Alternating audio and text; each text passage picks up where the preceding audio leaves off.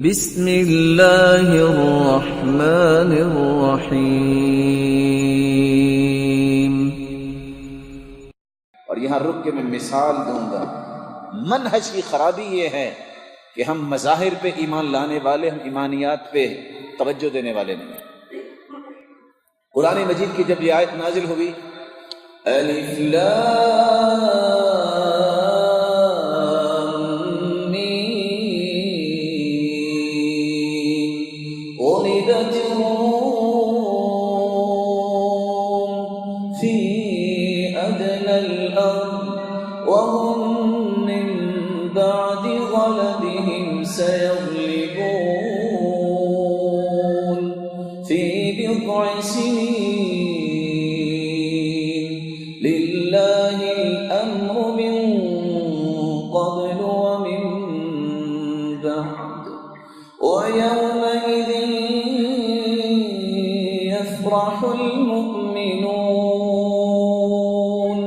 بنصر الله۔ یہ آیتیں کب نازل ہوئی؟ روم کا دارالخلافہ اس کی اینٹ سے اینٹ بجا دی ایرانیوں نے اللہ کے رسول کے دور میں۔ ابو بکر صدیق رضی اللہ تعالیٰ نے جب یہ آیت سنی تو کفر کا سرغنہ اس کے سامنے آ کے کہتے ہیں 7 سال کے بعد رومی دوبارہ غالب آ جائیں۔ کہتے ہیں ٹھیک تو ہو، جس کا دارالخلافہ بھی چھن گیا 7 سال کے بعد یہ اٹھ سکے گا؟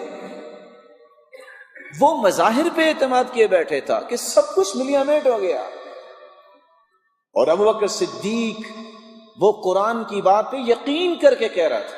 آ کے اللہ کے رسول سے مشورہ کیا کہ اللہ کے رسول میں نے تو شرط لگا دی، اس وقت تک شرط لگانا حرام نہیں تھا، 10 اونٹنیوں کی شرط لگائی ہے، اگر 7 سال کے بعد رومی غالب آ گئے تو 10 اونٹنیاں میں لوں گا، مگر نہ مجھے دینی پڑیں گی۔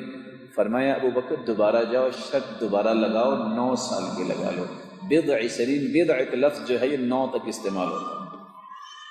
دوبارہ جب گیا اس نے کہا 100 کی شرط لگا لو، لگائی۔ آج بھی دنیا مظاہر پہ مرتی ہے۔ بلہ ہونا چاہیے، عہدہ ہونا چاہیے، یہ مظاہر ہیں۔ اور ابو بکر صدیق رضی اللہ تعالیٰ عنہ سامنے مظاہر نہیں، جو حقائق اترے ہیں اللہ کی طرف سے اس پہ یقین و ایمان تھا۔ اور کیا ہوا؟ واقعی اللہ تعالیٰ نے 9 سال کے بعد غلبہ عطا کیا، مسلمان بھی خوش ہو گئے۔ ثابت کر دیا قرآن نے، جو قرآن کی بات ہے وہ سچی ہے، جو اللہ کے رسول کے فرامین ہیں اس سے بڑی صداقت کوئی نہیں ہے۔